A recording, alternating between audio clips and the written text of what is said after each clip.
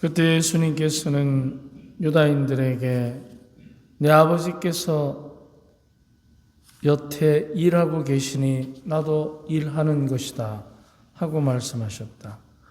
이 때문에 유다인들은 더욱 예수님을 죽이려고 하였다. 그분께서 안식일을 어기실 뿐만 아니라 하나님을 당신 아버지라고 하시면서 당신 자신을 하나님과 대등하게 만드셨기 때문이다. 예수님께서 그들에게 말씀하셨다. 내가 진실로 너희에게 말한다. 아버지께서 하시는 것을 보지 않고서 아들이 스스로 할 수 있는 것은 하나도 없다.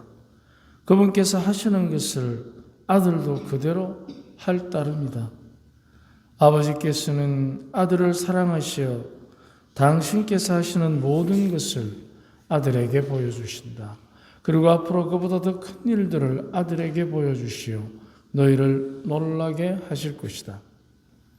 아버지께서 죽은 이들을 일으켜 다시 살리시는 것처럼 아들도 자기가 원하는 이들을 다시 살린다. 아버지께서는 아무도 심판하지 않으시고 심판하는 일을 모두 아들에게 넘기셨다. 모든 사람이 아버지를 공경하듯이 아들도 공경하게 하시려는 것이다. 아들을 공경하지 않는 자는 아들을 보내신 아버지도 공경하지 않는다. 내가 진실로 너희에게 말한다. 내 말을 듣고 나를 보내신 분을 믿는 이는 영생을 얻고 심판을 받지 않는다. 그는 이미 죽음에서 생명으로 건너갔다. 내가 진실로 너희에게 말한다. 죽은 이들이 하느님 아들의 목소리를 듣고 또 그렇게 들은 이들이 다시 살아날 때가 온다. 지금이 바로 그때다. 아버지께서 당신 안에 생명을 가지고 계신 것처럼 아들도 그 안에 생명을 가지게 해 주셨기 때문이다. 아버지께서는 또 그가 사람의 아들이므로 심판을 하는 고난도 주셨다. 이 말에 놀라지 마라. 무덤 속에 있는 모든 사람이 그의 목소리를 듣는 때가 온다. 그들이 무덤에서 나와 선을 행한 이들은 부활하여 생명을 얻고 악을 저지른 자들은 부활하여 심판을 받을 것이다. 나는 아무것도 스스로 할 수 없다. 나는 듣는 대로 심판할 따름이다. 그래서 내 심판은 올바르다. 내가 내 뜻이 아니라 나를 보내신 분의 뜻을 추구하기 때문이다. 주님의 말씀입니다.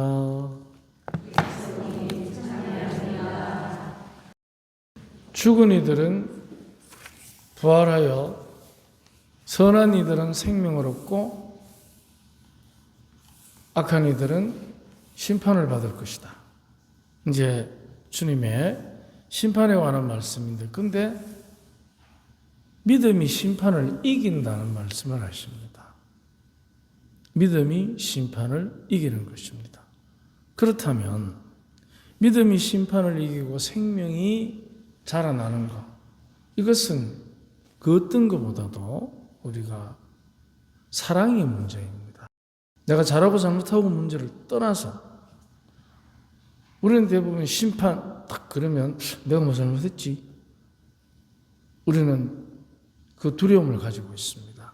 그런데 그 두려움은 어쩌면 우리가 일상 중에 서로를 평가하기 때문에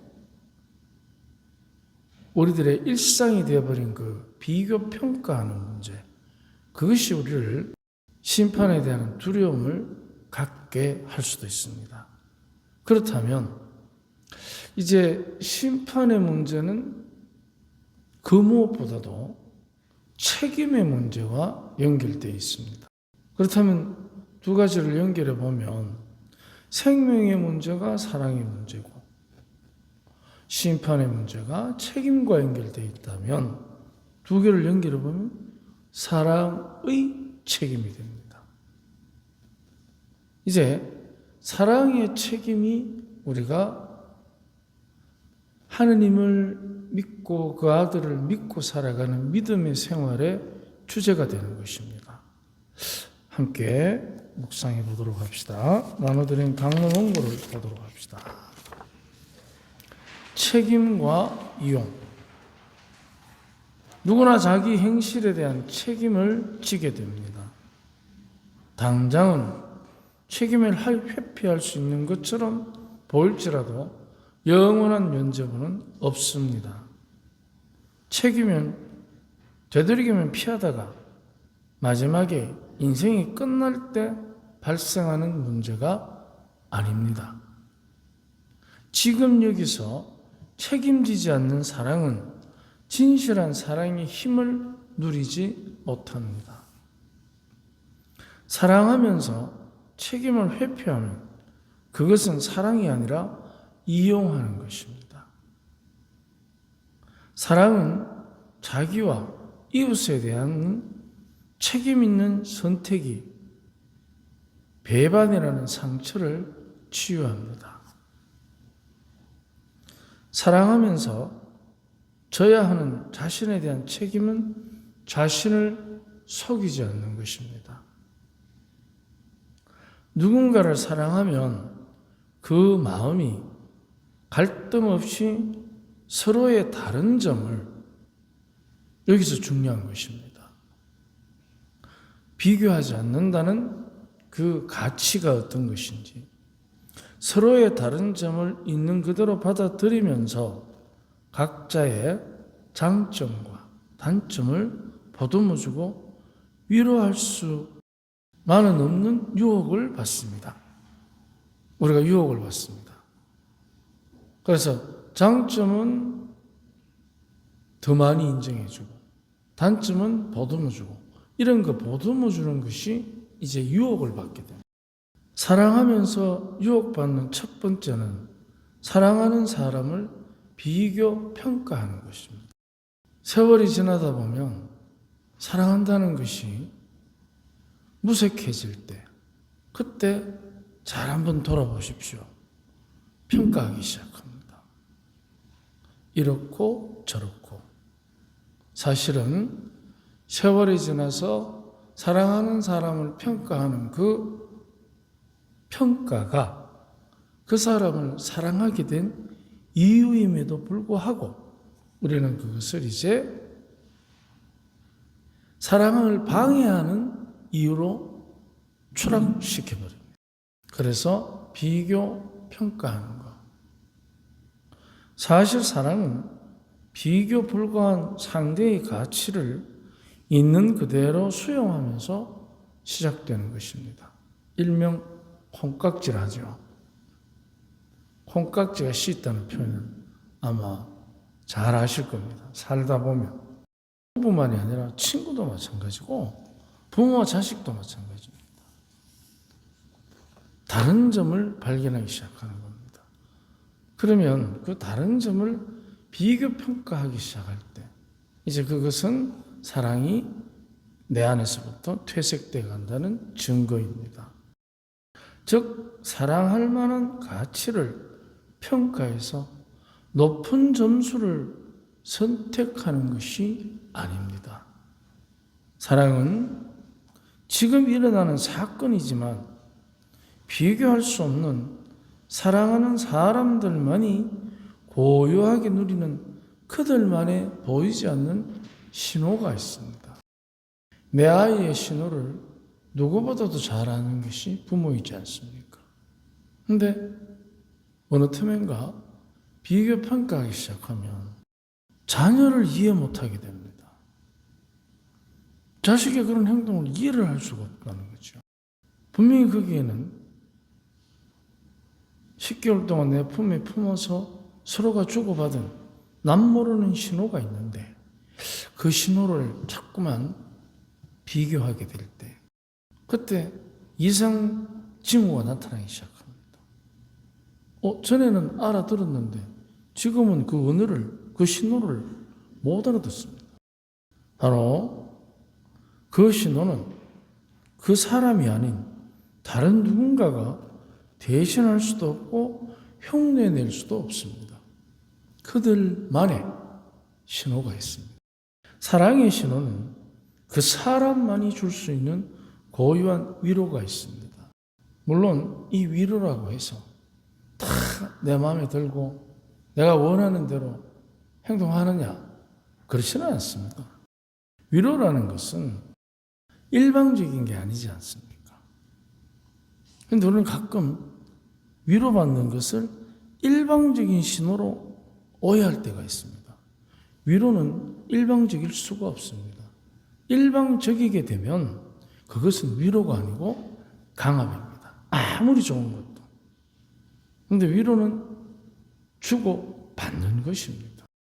아무리 좋은 물건을 전혀 사랑의 신호를 느끼지 못하는 사람이 줄 때 선물입니까? 뇌물입니까? 선물은 사랑의 신호가 그 안에 담겨 있을 때 가치가 있는 것입니다. 그 사람만이 줄 수 있는 위로는 그들만의 행복을 지키기 위해서 다른 것이 침범할 수 없도록 서로를 향한 진실을 실천하는 책임을 요구하는 것입니다. 자, 진실을 실천하는 책임이 어떤 것이 있느냐? 피곤한 예로 비교하지 않는 것입니다. 특히 누구? 나하고 다른 사람. 우리는 쉽게 비교합니다. 당신 여기 좀 앉아봐. 나 사랑하는 거 맞아? 근데 왜 성당에서 데레사한테 그래 잘해주나? 눈빛이 다르대. 뭐 그럴 수도 있겠죠. 하지만 그들만의 신호가 분명히 있는데 그거를 서로가 못 알을 때가 있다는 것입니다. 만날 첫날 내가 원하는 대로 자동 응답기도 아니고 삐삐삐삐삐 하고 울 수는 없잖아요. 그렇다면 그것은 내가 못 알아듣는 것입니다. 내가. 사랑의 진실은 사랑하는 사람과 나누는 거짓 없는 믿음에서 시작합니다. 사랑하면서 진실하지 않으면 마음을 주고받는 것이 아니라 능력을 과시하는 현상이 일어납니다. 너는 내 거야. 어딜 쳐다봐. 그런데 사랑은 소유가 아니지 않습니까? 사랑은 나누는 것이지 점령하는 것이 아닙니다.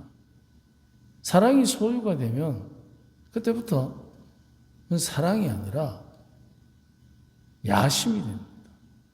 그를 내가 원하는 대로 휘둘 수 있는. 우리는 자녀들을 사랑하지 부모로서 자녀에게 야심을 부리지는 않습니다. 내가 원하는 대로 휘두를 수 있다. 공부를 시키고 뭔가를 잘하도록 유도하는 것. 그런 것들이 부모의 야심이 될 때 자녀는 그때부터 자기만이 그 어머니에게 아버지에게 줬던 말 못할 때 보여줬던 그 즐거움의 신호를 감추기 시작합니다. 그건 다 마찬가지입니다.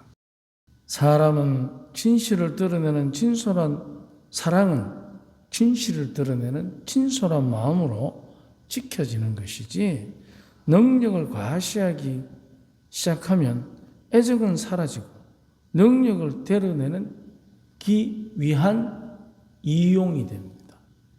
자, 이제 책임과 이용의 문제가 사랑에서 굉장히 예민한 문제입니다. 사랑을 이용하면 사랑하면서 누리는 자유를 상실하게 됩니다. 사랑하면서 자유롭지 못하다. 그러면 한번 물어봐야 됩니다. 나는 지금 사랑에 대한 책임을 지고 있는가? 내 능력을 과시하기 위해서 이용하고 있는가? 부부가 서로를 이용하게 되면 애정의 관계가 아니고 전우의 관계가 됩니다. 전우하고 사는 것입니다. 매일 전투하잖아. 저걸 어떻게 하면 한번 내가 날 잡아서 조지지. 당신은 기다려봐. 당신 여 좀 앉아봐. 이게 전우지 애정은 아니지 않습니까? 그렇기 때문에 이 능력을 과시하기 시작하면 애적은 사라지고 능력을 드러내기 위한 이용이 됩니다. 사랑은 진실할 때 자유롭습니다. 여기서 진실하다는 것은 두 가지. 나와 다른 사람을 비교하지 않고 내가 사랑하는 사람과 다른 사람과 비교하지 않고 한쪽만 보는 것이죠. 그래서 사랑은 사실은 보편적일 수가 없습니다. 특화된 것입니다. 그래서 그 특화된 사랑의 행위를 통해서 계속해서 내가 어떻게 되느냐? 진실이라는 자유를 향해서 점점 사랑은 하면 할수록 해방되는 기쁨이 있어야 합니다. 근데 가끔 보면 사랑한다고 하면서 올가매이거나 올가매려는 사람들이 있습니다. 그것은 사랑이라기보다는 책임이라기보다는 이용할 가능성이 많습니다. 나 이런 사람이야. 근데 우리는 이런 사람이 중요한 게 아니고 이런 사랑을 하는 게 중요한 것입니다. 사랑은 진실할 때 자유롭습니다. 자유는 상대를 마음대로 이용하는 것이 아닙니다. 자유. 특히 사랑의 자유는 거짓을 포기하고 진실을 선택하는 자유를 의미합니다. 주님께서 선을 행한 이는 부활하여 생명을 얻고 악을 저지른 자들은 부활하여 심판을 받을 것이라는 이 말씀의 선과 악의 기준은 바로 거짓을 포기하고 진실을 선택하는 이 사랑의 자유, 책임 있는 자유를 의미하는 것이라고 묵상해 봅니다. 사랑은 느낌을 통해서 그 사람만이 주는 위로를 상상하게 합니다. 앞으로 사랑하면서 살아야 해요. 상상이니까 콩깍지죠. 현실이 아니니까. 나아가서 사랑은 실제적인 책임을 통해서 그 사람만이 주는 위로를 현실적으로 누리고 보장합니다. 누리게 보장합니다. 그래서 우리에게 믿음의 힘을 주신 이유, 그 은총의 축복은 바로 이 사랑의 책임일 것입니다. 오늘 하루 우리에게 사랑의 축복을 주시는 주님과 함께 행복한 하루가 됩시다. 아멘.